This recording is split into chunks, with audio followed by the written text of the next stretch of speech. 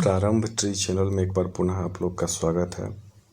अभी हम लोग पढ़ रहे घटनाचक्र पॉइंटर और उसमें भी हम लोग का चल रहा है अभी आधुनिक भारत, और ये है अपना वीडियो नंबर 7। ठीक है, 6 वीडियो हो चुका है। उम्मीद है कि आप लोग वो वीडियो देख चुके होंगे। घटनाचक्र पॉइंटर वाला चल रहा है। सबसे पहले आधुनिक भारत हम लोग कर रहे हैं। पिछली वीडियो में हम लोग देख चुके थे कि कांग्रेस से पूर्व स्थापित राजनीतिक संस्थाएं। आज हम लोग देखेंगे भारतीय राष्ट्रीय कांग्रेस। ठीक, इसको पढ़ने से पहले थोड़ा सा ये जान लेते हैं कि भारतीय राष्ट्रीय कांग्रेस की स्थापना काहे हुई, इसके पीछे क्या कारण था। देखिए, भारतीय राष्ट्रीय कांग्रेस हम लोग का 1857 की क्रांति पढ़ चुके हैं। उसके बाद नील विद्रोह हुआ और बहुत छोटे मोटे विद्रोह होते जा रहे थे। तो जब भारतीय राष्ट्रीय कांग्रेस की स्थापना हो रही थी तो उस समय कौन थे गवर्नर जनरल, भारत का वायसराय कौन था, कहेंगे गवर्नर जनरल हम लोग का 1858 में बदल के उसको क्या कर दिया, वायसराय कर दिया। तो लॉर्ड डफरिन थे।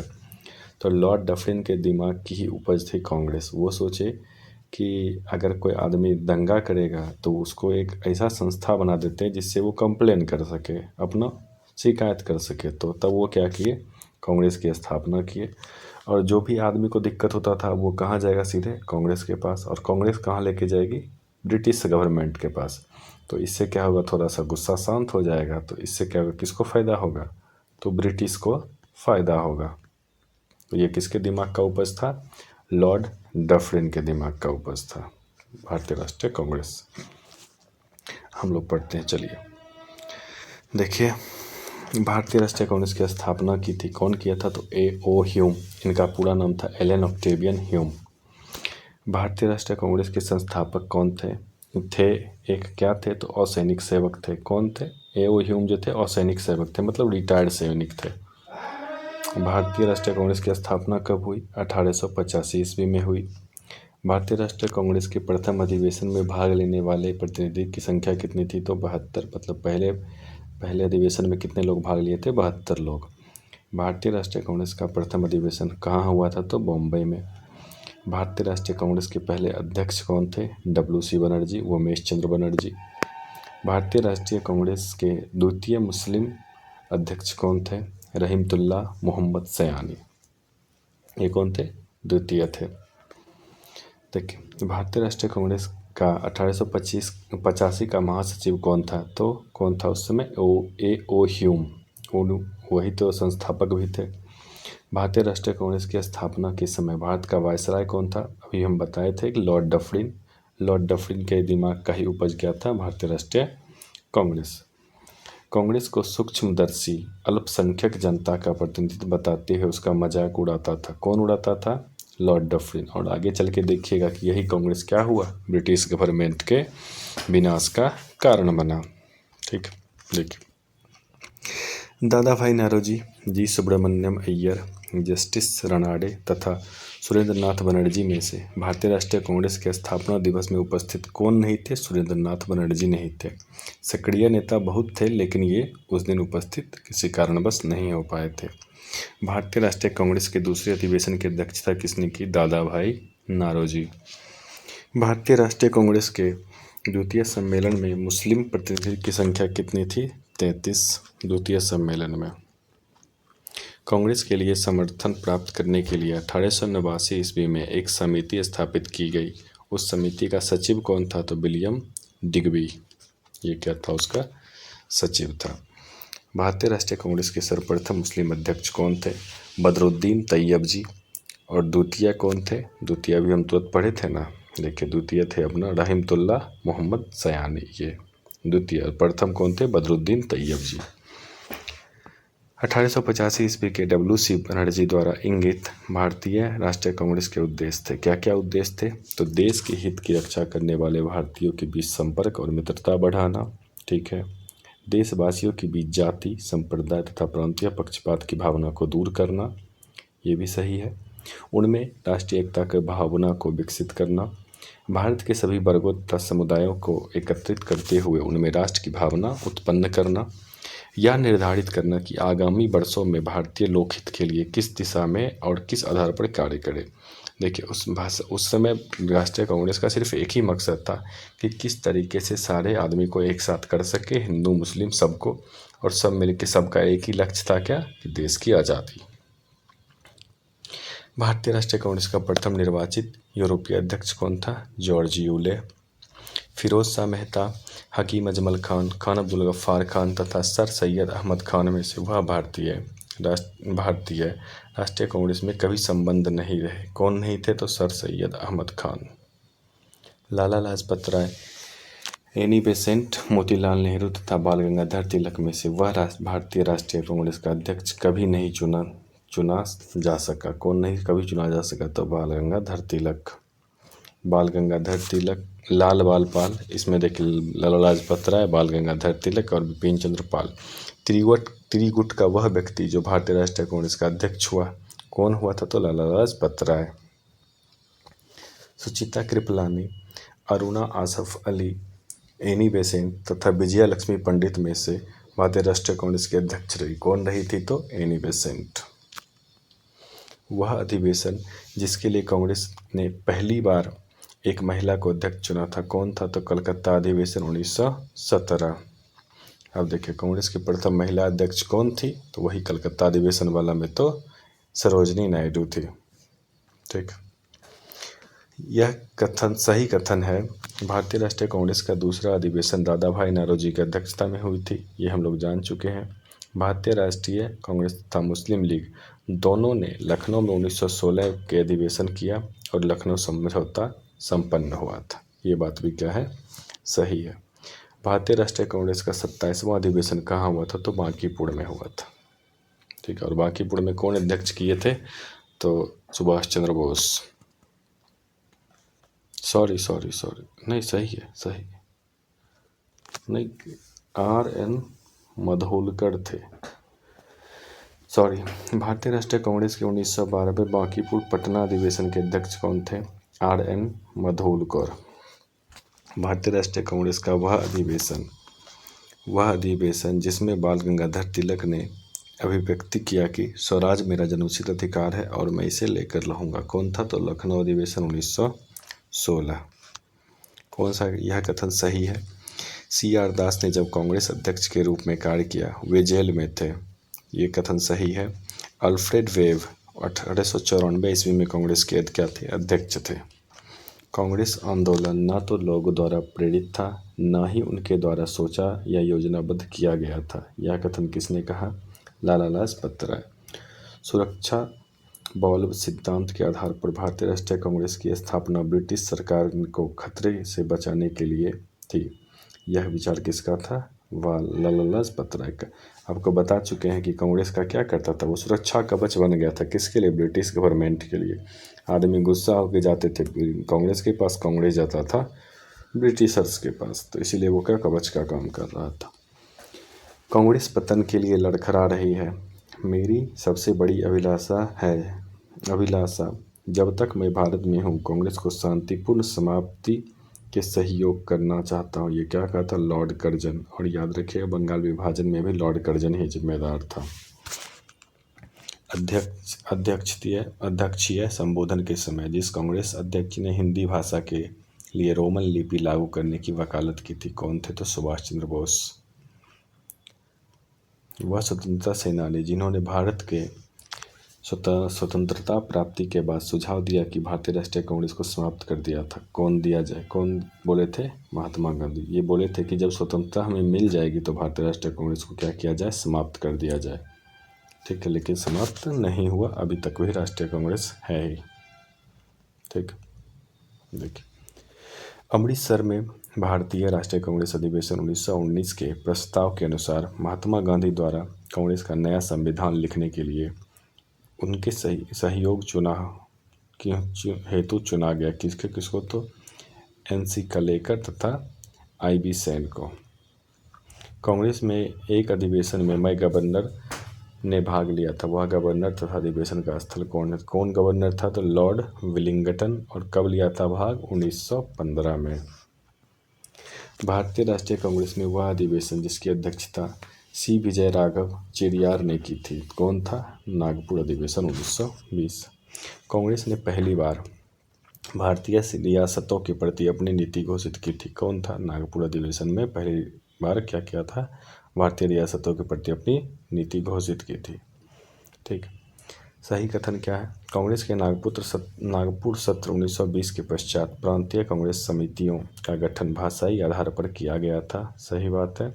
वर्ष 1948 में कांग्रेस ने भाषाई आधार पर प्रांतों का गठन की मांग को अस्वीकार कर दिया था। ये भी क्या है? सही है। उस समय हो रहा था ना कि भाषा के आधार पर प्रांत बनाया जाए। अब देखिए, इंडिया में कुल भाषा कितना है? 1000 से भी ऊपर है। ठीक।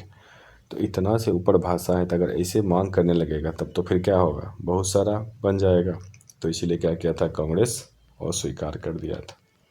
1922 में गया कि इंडियन नेशनल कांग्रेस के अधिवेशन के अध्यक्ष थे। कौन थे? चित्तरंजन दास। 1932 में अखिल भारतीय हरिजन सेवक संघ की स्थापना किया था। कौन? तो महात्मा गांधी, मोहनदास करमचंद गांधी। देखिए, भारतीय राष्ट्रीय कांग्रेस के अध्यक्षों का सही क्रम है। सबसे पहले कौन थे? देखिए, अगर उसमें सबसे पहले ये नहीं थे, मतलब कौन कौन थे इसमें? महात्मा गांधी, फिर सरोजिनी नायडू, फिर जवाहरलाल नेहरू, फिर वल्लभ भाई पटेल।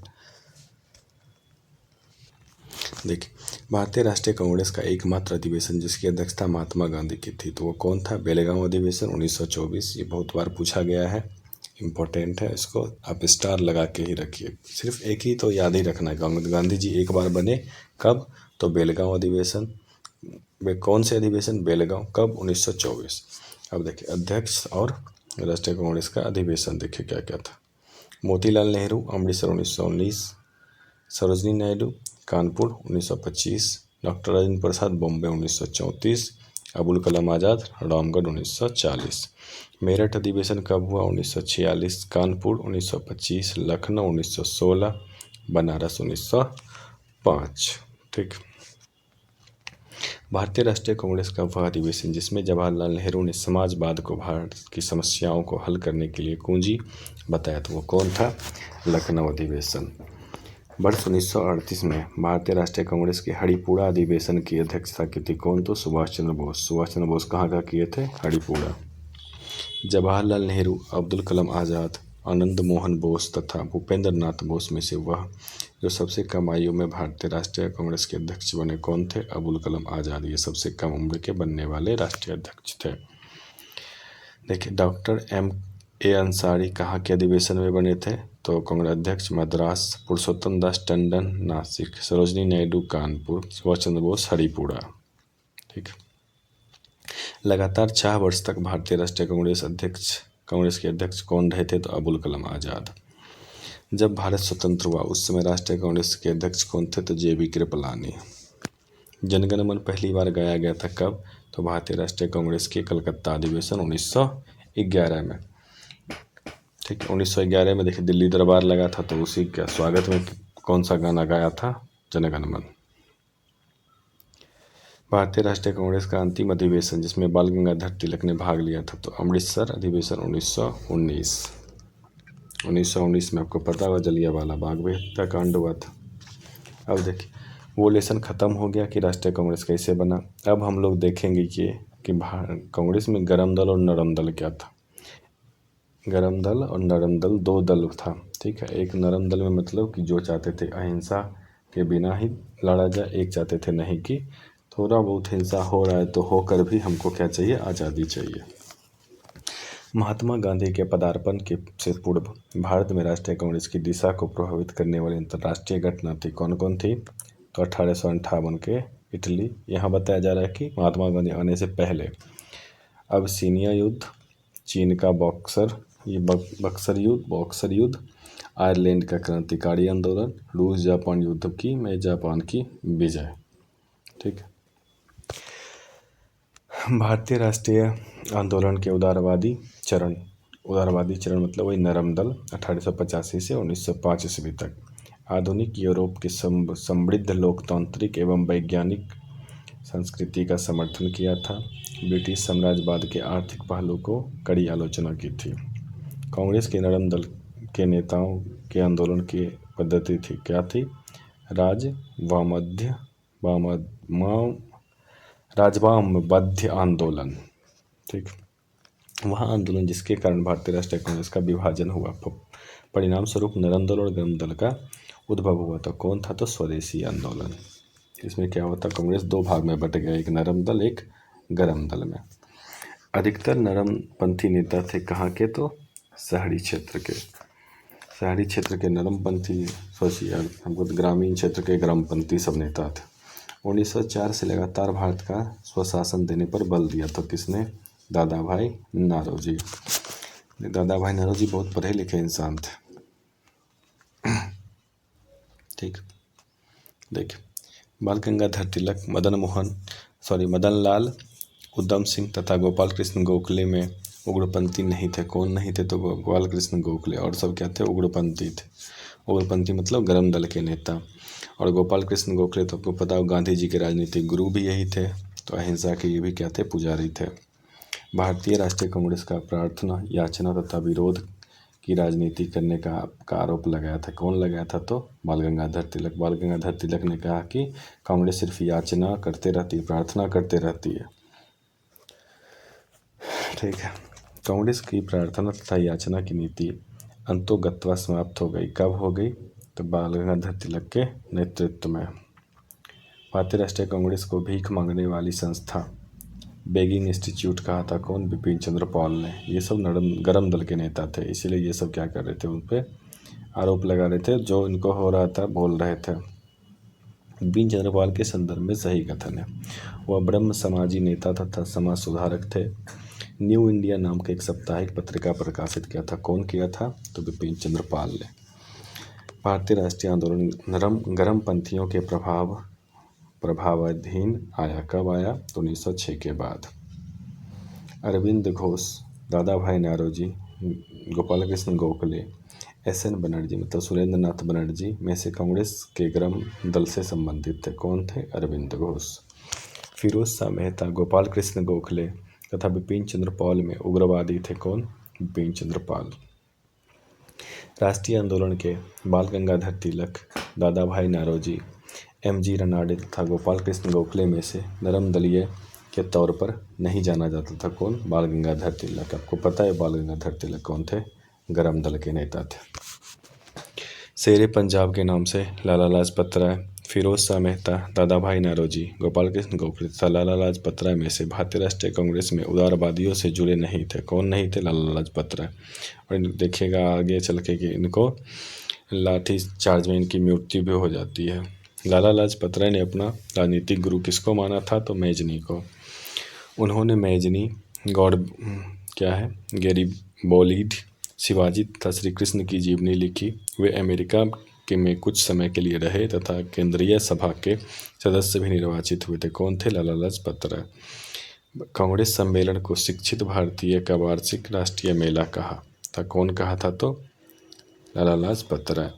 गोपाल कृष्ण गोखले तथा बाल गंगाधर तिलक ए.ओ. ह्यूम एवं मदन मोहन मालवीय में मध्यमार्गी नहीं थे। कौन नहीं थे? बाल गंगाधर तिलक। मध्यमार्गी मतलब वही हुआ नरम दल। स्वदेशी का समर्थन करते थे। कौन? तो अरविंदो घोष। भारतीय अशांति के जनक के रूप में जाना जाता है किसको? लोकमान्य तिलक। बाल गंगाधर तिलक को अशांति का जनक कहा किसने? वैलेंटाइन सिरियोल ने।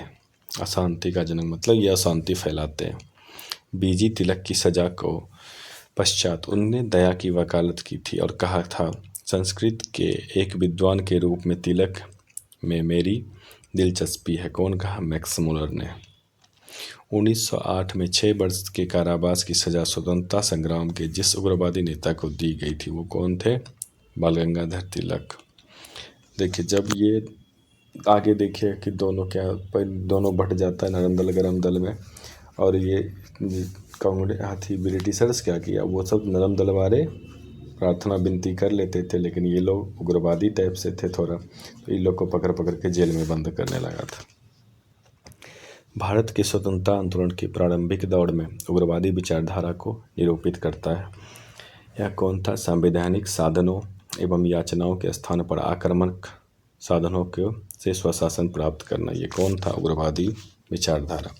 भारतीय मुसलमान सामान्य रूप से उग्रवादी आंदोलन की ओर आकर्षित नहीं हुआ। इसका कारण था उग्रवादियों की हिंदू अतीत की राग आलापने की नीति। देखे हिंदू अतीत की राग मतलब हिंदू वाला जैसे होता है ना, कोई बोल रहा है, कोई हिंदू का नारा लगा रहा है, जय श्री राम लगा रहा है, या फिर इस टाइप का नारा जो कि मतलब मुस्लिम उससे जुड़ नहीं पाते थे।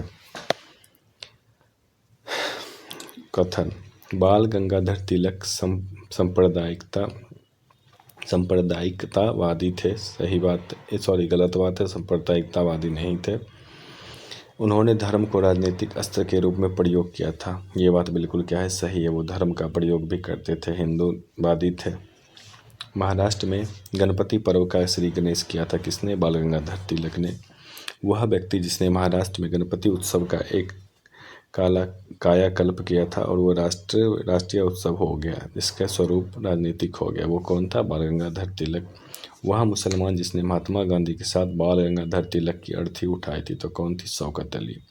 जब बाल गंगाधर तिलक की मृत्यु हो जाती है तब उनको कंधा दिए थे कौन? मुसलमान, तो शौकत अली। अब देखिए हम लोग पढ़ते हैं, भारत में क्रांतिकारी आंदोलन। रिवोल्यूशन क्या हुआ? नरम दल गरम दल खत्म हो गया। अब होगा भारत में काउंटर क्रांतिकारी आंदोलन। क्रांतिकारी के एक गुप्त समाज अभिनव भारत का गठन किया था कौन? तो बी.डी. सावरकर ने। 1904 में क्रांतिकारी संगठन अभिनव भारत संगठित किया गया था कहाँ? महाराष्ट्र में। मित्र मेला संघ को शुरू किया था कौन? विनायक दामोदर सावरकर ने, वही बी.डी. सावरकर, उनका पूरा नाम है। बी.डी. सावरकर के बारे में सही कथन है, उन्होंने अभिनव भारत नामक क्रांतिकारी संगठन की स्थापना की थी। सही है। भारतीय राष्ट्रवादी को प्रेरित करने के उद्देश्य से उन्होंने मैगजीनी की जीवनी लिखी, ये भी सही है। उन्होंने भारत का स्वतंत्रता संग्राम 1857 नामक पुस्तक लिखी, ये भी सही है, जो 1857 के विद्रोह को एक राष्ट्रवादी दृष्टिकोण प्रदान करती है। ब्रिटिश कैद से मुक्त होने के लिए वे एक चलते जहाज से क्या हुए थे? कूद पड़े थे। ये बात भी सही है।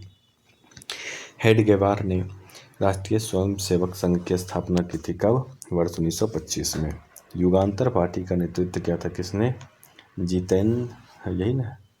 जतीन्द्रनाथ मुखर्जी ने। अनुशीलन समिति की स्थापना किसने की थी? पी. मित्र ने। वीरेंद्र कुमार घोष के क्रियाकलापों ने जिस गुप्त क्रांतिकारी संगठन को बंगाल में जन्म दिया था, वो कौन थे? अनुशीलन समिति। अनुशीलन समिति थी एक क्रांतिकारी संगठन। अनुशीलन समिति क्या थी? एक क्रांतिकारी संगठन थे। कौन सा संगठन दिल्ली वायसराय लॉर्ड हार्डिंग पर बम फेंकने के लिए उत्तरदायी था? अनुशीलन समिति। राष्ट्रीय आंदोलन के क्रांतिकारी राष्ट्रवादियों के पहले महत्वपूर्ण साहसिक कार्य मर्रा डकैती का स्थान था, कहाँ था? पूर्वी बंगाल में। मुजफ्फरपुर में किंग्स फोर्ड की हत्या का प्रयास किया था कब? 1908 में। मुजफ्फरपुर बम कांड 1908 में संबंधित था कौन? प्रफुल्ल चाकी से। वह व्यक्ति जिसने बड़ी बुद्धिमानी के साथ अलीपुर षड्यंत्र मामले में अरविंद घोष को बचाया था, तो कौन थे? चित्तरंजन दास।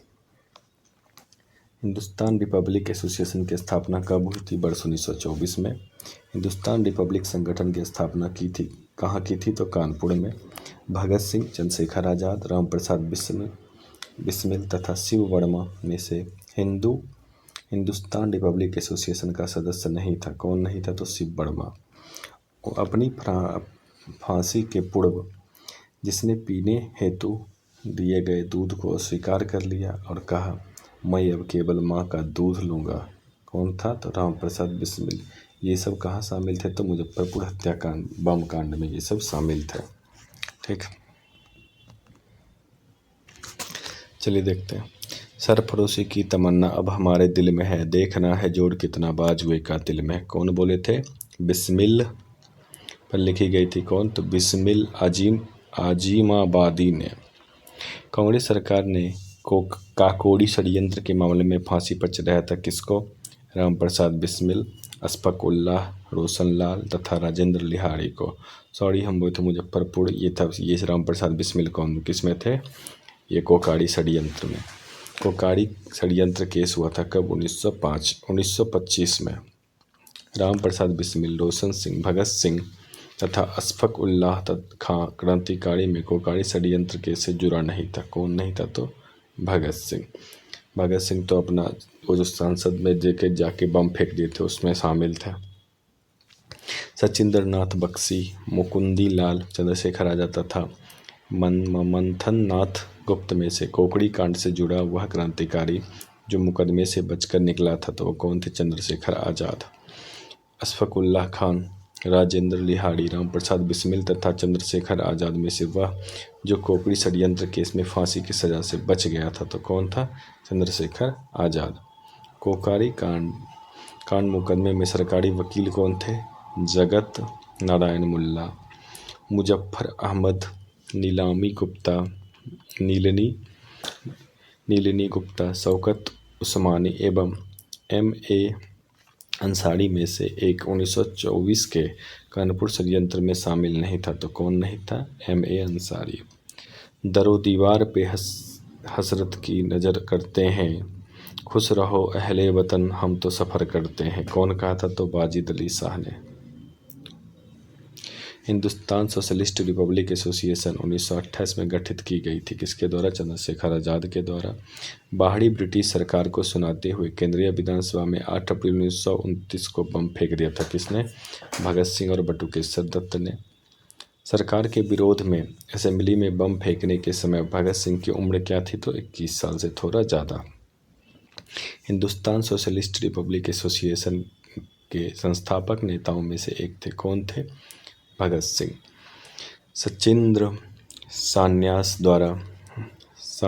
द्वारा स्थापित हिंदुस्तान रिपब्लिक एसोसिएशन का नाम बदलकर हिंदुस्तान सोशलिस्ट रिपब्लिक एसोसिएशन कर दिया था, कौन? तो चंद्रशेखर आजाद। वर्ष 1928 में हिंदुस्तान सोशलिस्ट रिपब्लिक एसोसिएशन की स्थापना हुई थी, कहाँ? दिल्ली में। इनकलाब जिंदाबाद का नारा किसने दिया? भगत सिंह। राजगुरु तथा सुखदेव को फांसी दी गई थी, कब? 23 मार्च 1931 को। वह बाद केस जिसमें भगत सिंह, सुखदेव और राजगुरु को फांसी की सजा सुनाई गई थी तो कौन था? लाहौर षड्यंत्र केस। ठीक है, आगे देखते हैं। भगत सिंह का स्मारक स्थित है कहाँ? फिरोजपुर में। लाहौर षड्यंत्र केस में बटुकेश्वर दत्त, सुखदेव, सरदार भगत सिंह को तथा राजगुरु में से फांसी नहीं हुई थी, किसको नहीं हुई थी? बटुकेश्वर दत्त को।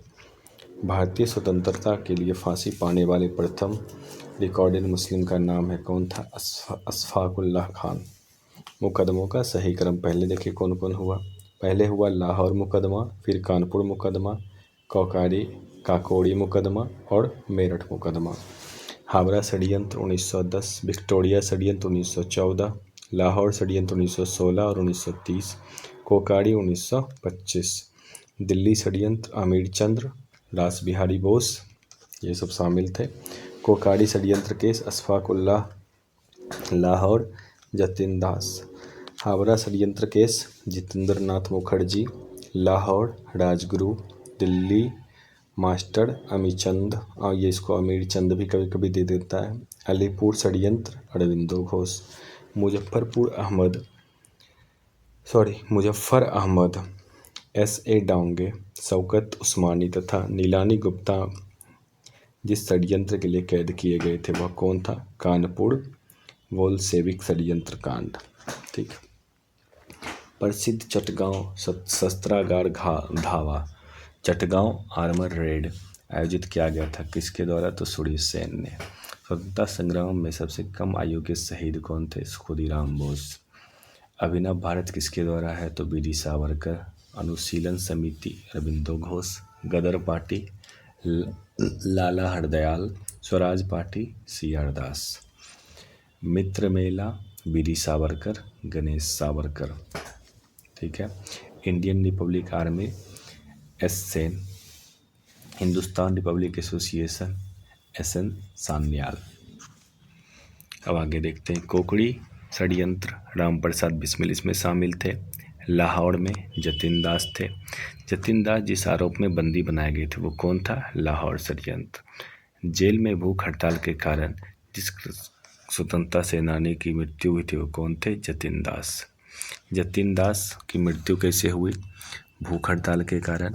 चंद्रशेखर आजाद मुठभेड़ के दौरान अपने आप को गोली मार लिए। भगत सिंह को फांसी पड़ा। कल्पना दत्त को आजीवन कारावास। कल्पना दत्त को क्या हुआ? आजीवन कारावास हुआ था। चटगांव आर्मर रेड कल्पना दत्त का नाम था, जिसमें नाम था कूका आंदोलन में गुरुराम सिंह के नाम था। कोकाड़ी केस में अभियुक्त के बचाव हेतु एक समिति का गठन हुआ था, तो कौन थे उसमें? गोविंद बल्लभ पंत की अध्यक्षता में। एक तरफ देखिए संघ है, दूसरी तरफ संस्थापक है, ठीक है। रिवॉल्ट ग्रुप कौन किया था? सूर्य सेन ने। Hindustan Republic association Ram Prasad Bismil. Hindustan socialist Republican Chandrashekhar Azad. Punjab नौसेना नौजवान भारत सभा भगत सिंह।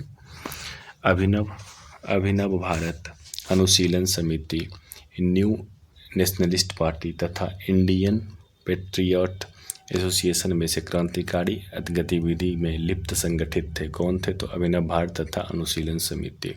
निष्क्रिय विरोध के सिद्धांत को प्रतिपादित किया था किसने? अरविंद घोष ने। सही कथन क्या क्या है? सुभाष चंद्र बोस ने फॉरवर्ड ब्लॉक का गठन किया, सही बात है। Bhagat Singh Hindustan republic socialist association के संस्थापक में से एक थे।